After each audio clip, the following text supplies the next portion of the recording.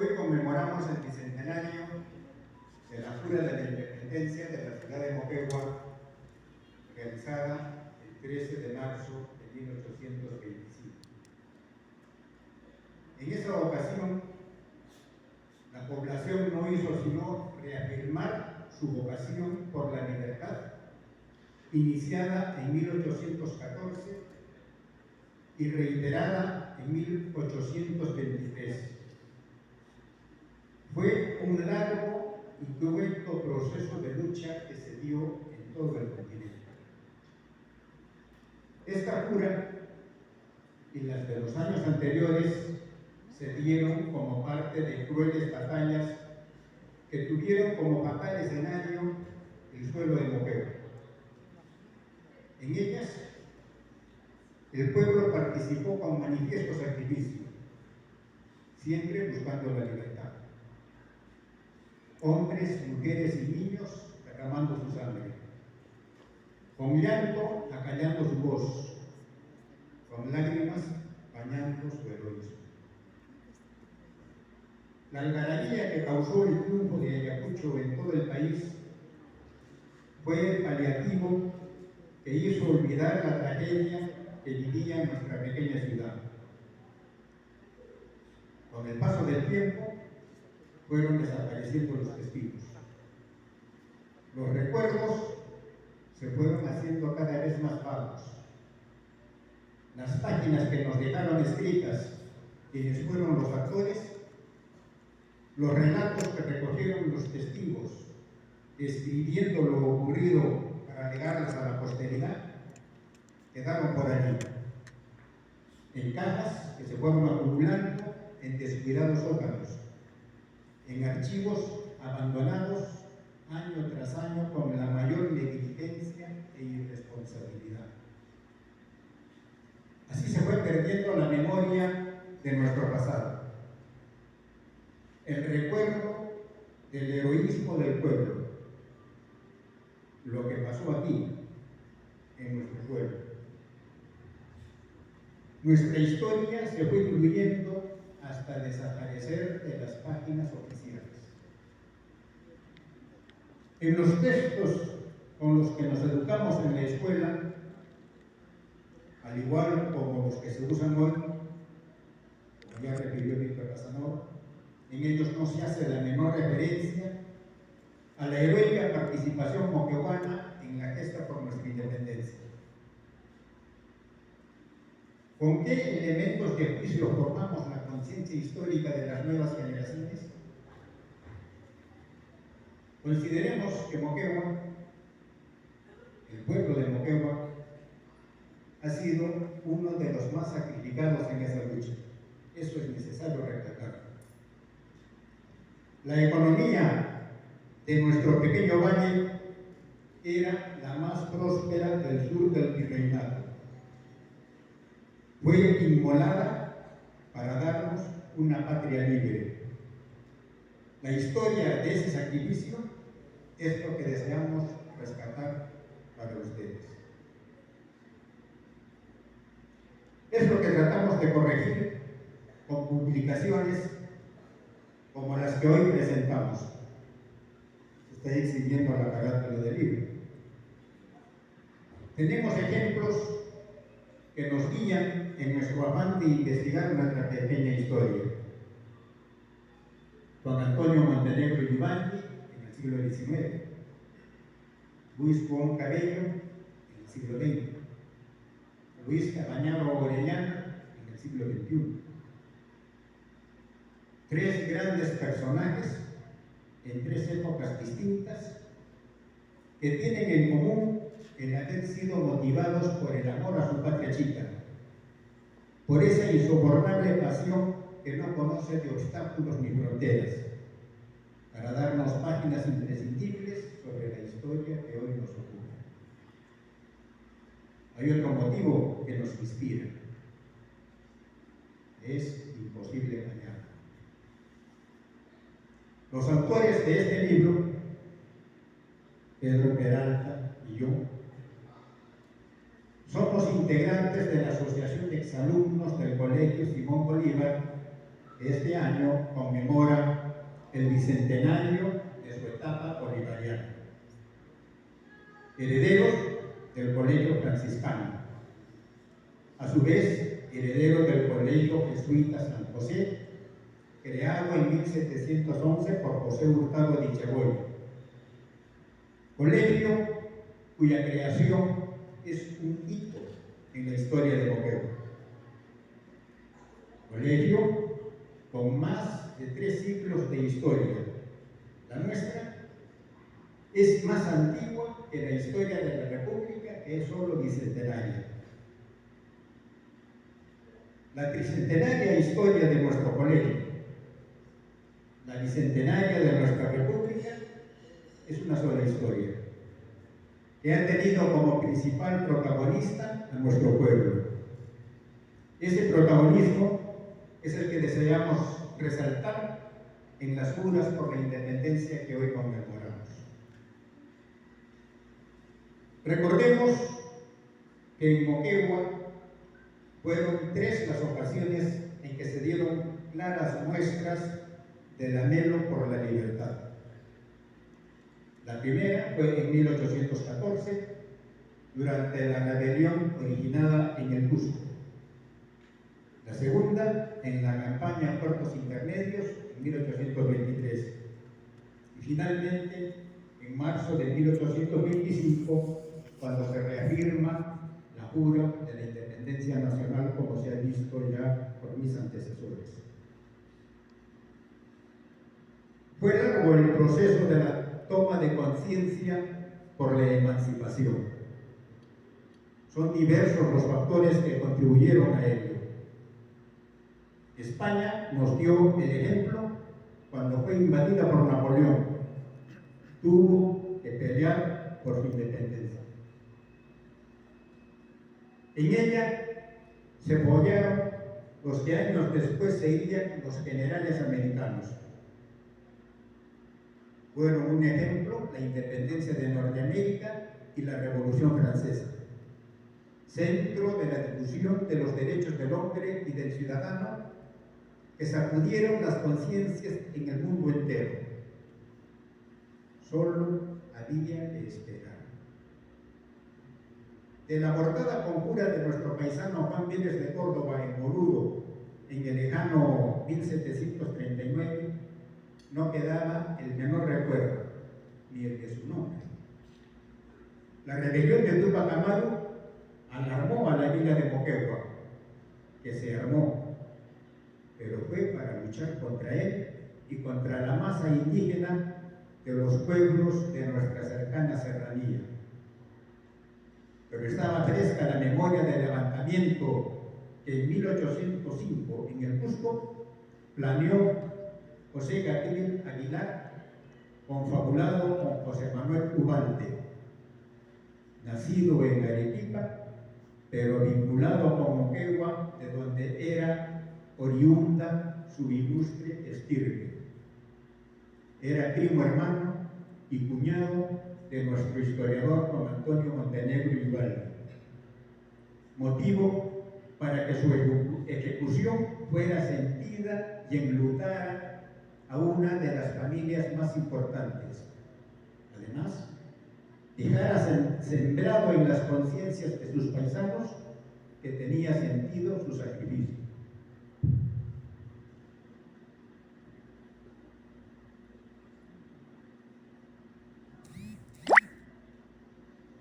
El Colegio Franciscano de Propaganda Fide era un foco cultural que se proyectaba a la selva en misiones evangelizadoras, daba una sólida formación a la juventud local y regional. Este plantel, fundado en 1711 como jesuita, era ahora administrado por frailes franciscanos, en su mayoría españoles. Ellos juraron fidelidad al rey cuando España fue invadida por Napoleón. Juramento reiterado durante las guerras por la emancipación americana. No obstante, había algunos religiosos que eran partidarios de las ideas libertarias. La Universidad de Chuquisaca, uno de los principales centros universitarios del virreinato, era conocida como centro de tendencia liberal y anticlerical. De sus aulas salieron los líderes del levantamiento de Chuquisaca de 1809. Allí estudiaron moqueguanos como Tomás Dávila, Mariano Esteban de la Llosa, Juan Antonio Montenegro Yugaldi, Baltasar Ceballos, entre otros. Tadeo Fernández Dávila e Izaguirre, de ilustres familias moqueguanas, estudió también en esta universidad en 1770. Él integró la Real Audiencia de Charcas y fue asesor de su cabildo. Se vio implicado en el movimiento libertario de 1809. El francés Juan Francisco Pailardelli se designó en Moquegua a principios del siglo XIX. Aquí se casó con una moqueguana. El historiador Julio Vidal refiere que junto a sus hermanos Antonio y Enrique Pailardelli se entrevistaron con el general Belgrano, que había llegado al Alto Perú, y con él acordaron el levantamiento simultáneo de Arequipa, Moquegua, Tacna y Tarapacá. El descalabro patriota en Vilcapugio condujo al fracaso la rebelión en la región. Todas estas acciones indican que ya había un persistente movimiento que buscaba atraer a la población a los movimientos que se gestaban desde las Provincias Unidas del Río de la Plata. Entonces, Moquegua era una pequeña villa con una sociedad que lucía títulos de nobleza como el de Anastaya, en poder de la familia Nieto y Roa.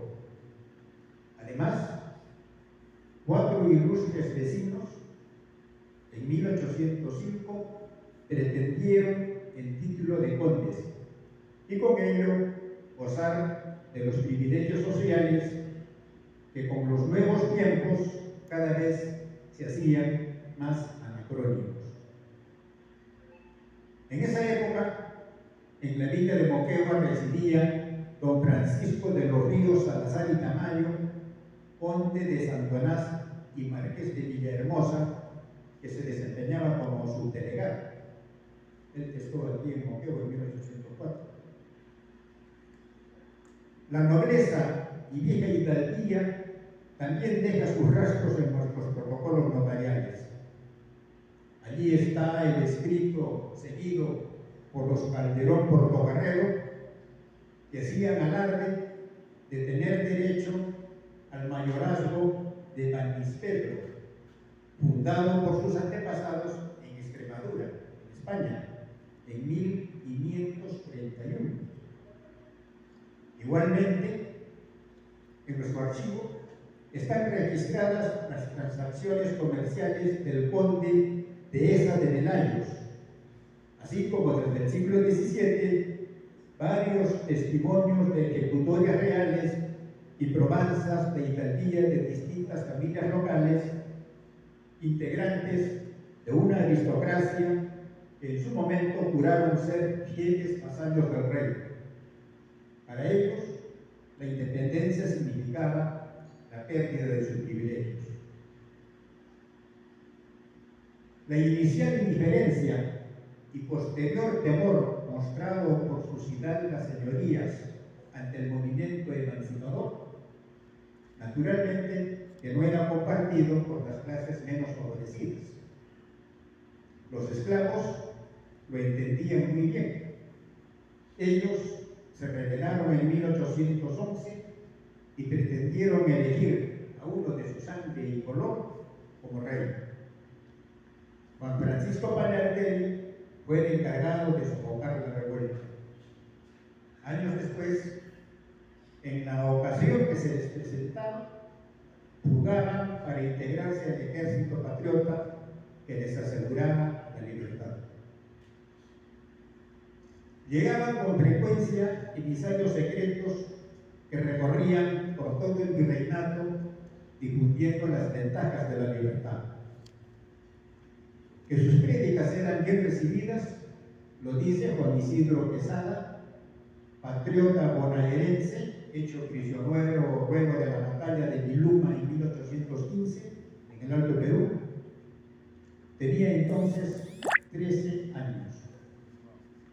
Fue conducido a Moquegua. Dice en sus memorias que fue hospedado en la casa de Antonio Velarde, y lo cito textualmente: antiguo perseguidor de patriotas, ahora inclinado a la causa de la independencia. De sus anfitriones recuerda, y lo vuelvo a citar: me es forzoso decir, para los que lean estas memorias, no se persuadan que esta familia era enemiga de los patriotas, todo lo contrario. Eran muy adictas al sistema de independencia y aún habían hecho algunos servicios a esta causa. Y nos sigue contando que por intermedio de esa familia pude conocer a una porción de hombres respetables que ellas me presentaban como amigos nuestros y patriotas. Es bastante claro el testimonio de este joven bonaerense. Joven que años después tuvo destacada participación en la política argentina. Dice muy claro que en Moquegua ya se respiraba aire de libertad. En agosto de 1814 en el Cusco se sublevaron los hermanos Angulo junto al cacique Mateo García Pumacahua. Pronto la insurrección se propaga a Huamanga, Arequipa, Puno, La Paz.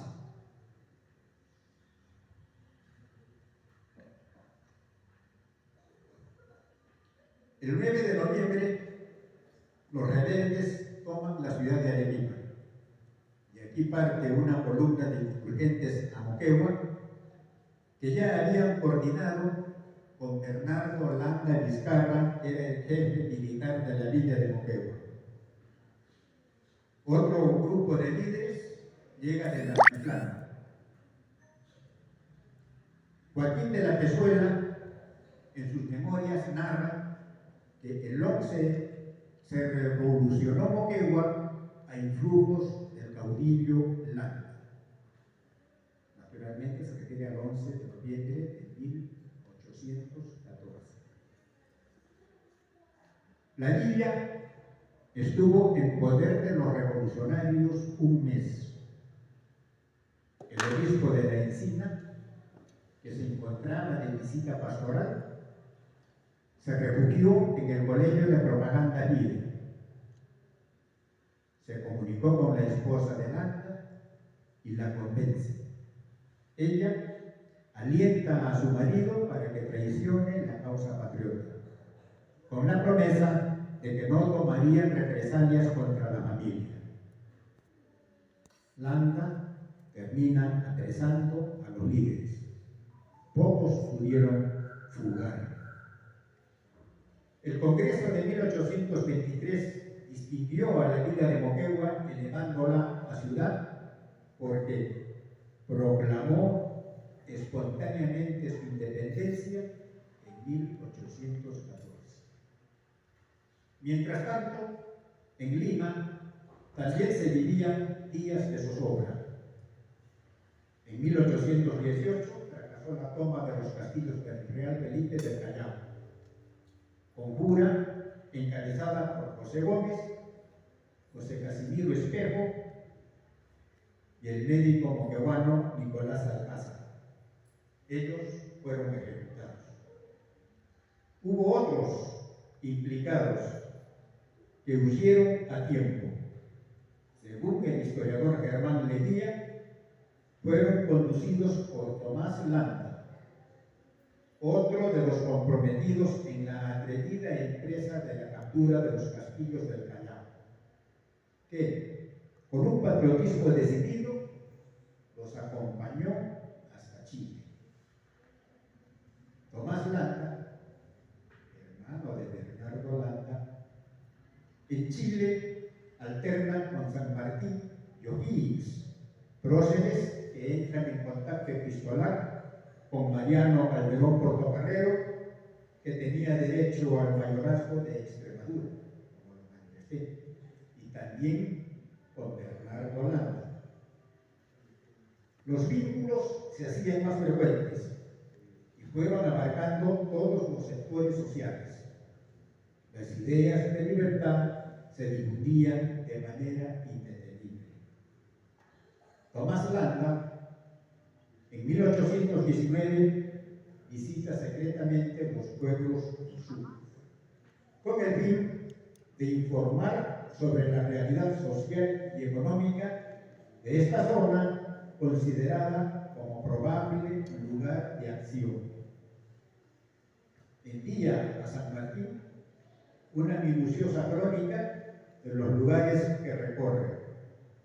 De Moquegua cuenta que Agustín Zapata, alférez real, persona solvente, como la califica, era auxiliador de cuanto patriota ha sido perseguido y de muchos que de incógnito han recorrido el país haciendo propaganda por la patria. Los auxiliaba con cabalgaduras y dinero. Su desprendimiento y compromiso patriota es tal que durante el medio mes alojó en su casa a los patriotas hechos prisioneros en la acción de Bilú. También Landa menciona a Francisco Cayetano Alaiza. De él dice que es de regular fortuna, de buenos conocimientos, fino, muy civilizado y patriota decidido. Landa ofrece una relación de varias personas en las que realza su patriotismo, entre ellos 3 frailes franciscanos a quienes califica como muy patriotas. Incluye algunas damas, como Petronila Corrales, acomodada y acérrima patriota, Mariquita Yáñez, de singular patriotismo, Petronila de Azuaín, muy patriota. Es decir, la inclinación de personas de distinto estrato social en la vida de Moquegua cada vez más se unían a las nuevas ideas de una patria en la que se pueda vivir con libertad. No tarda en llegar San Martín en 1820. Promueve campañas al centro y al sur del país. En mayo de 1821 llega Miller a Tacna. Aquí se le presenta como voluntario Bernardo Landa, que fue su brazo derecho en la campaña coronada con las victorias de Mirave, Moquegua y La Calera, en las alturas de Torata. De su paso por Moquegua, Miller narra en sus memorias que todos recibieron a los patriotas con las mayores muestras de alegría y como prueba de su sincera adhesión a la causa de la independencia, voluntaria y cuidadosamente facilitaron los medios para que la pequeña división de Miller readquiriera sus antiguas fuerzas. En esa ocasión se unieron a la fuerza de Miller y se retiraron a Lima junto a Bernardo Landa, Mariano Calderón Portocarrero, Agustín Zapata, los jóvenes Domingo Nieto, Narciso Tudela Pinto, entre muchos otros más. Cuando llegan los realistas, al retirarse Miller, se ordena el saqueo de la ciudad como escarmiento por el apoyo de la población al ejército libertador. Un violento terremoto los contuvo. Al alejarse San Martín del Perú, en en septiembre de 1822, luego de proclamar la independencia el año anterior, la Junta de Gobierno decide llevar a cabo la campaña a puertos intermedios. Un ejército de 4.000 hombres parte al sur al mando del general Rudecindo Alvarado, a fines de 1822. La inacción, acompañada de indisciplina, rencilla entre los jefes y repetidos desaciertos que acompañaron en la persecución a un águila rival inferior que huía a la sierra, conducen el 19 de enero a una dura derrota en las alturas de Torata, en los precisos momentos en que el adversario recibía oportunos refuerzos. 2 días después, ahora ante un enemigo superior, fue el descalabro en Moquegua, ciudad que luego de la batalla fue saqueada y ocupada durante 20 días. Duro castigo a un pueblo por las muestras de patriotismo mostradas que no lograron doblegar su fe por la libertad. Medio año después, se lleva a cabo una nueva campaña. El ejército libertador desembarca en Hilo. Al pasar por Moquegua, rumbo al altiplano, el 6 de julio de 1823 se jura la independencia en la Plaza de Armas en medio del mayor júbilo. Continuaron su marcha y, conducidos por la impericia de los jefes, acabó en un nuevo desastre. Fue necesario que llegaran Bolívar y Sucre para triunfar definitivamente en Ayacucho. La noticia se recibió en Moquegua las vísperas de Navidad, como ya se dijo. El intendente, desde Arequipa, dispuso la jura de la independencia en cada distrito, aún por lo religioso, como se ha explicado detenidamente. Fue así como el juramento se refrenda el 13 y el 14 de marzo de hace 200 años. Ponemos empeño en rescatar estas páginas de la historia local porque consideramos que las nuevas generaciones deben tenerlas presentes siempre. Para ello, nos inspira el maestro Raúl Porras Barrenechea, que señaló que la historia podrá ser conservadora o retardataria, pero es un índice de civilización. Lo que carece de historia es la barbarie, y la cultura no es, al fin y al cabo, sino la memoria de las generaciones pasadas, más humana y más noble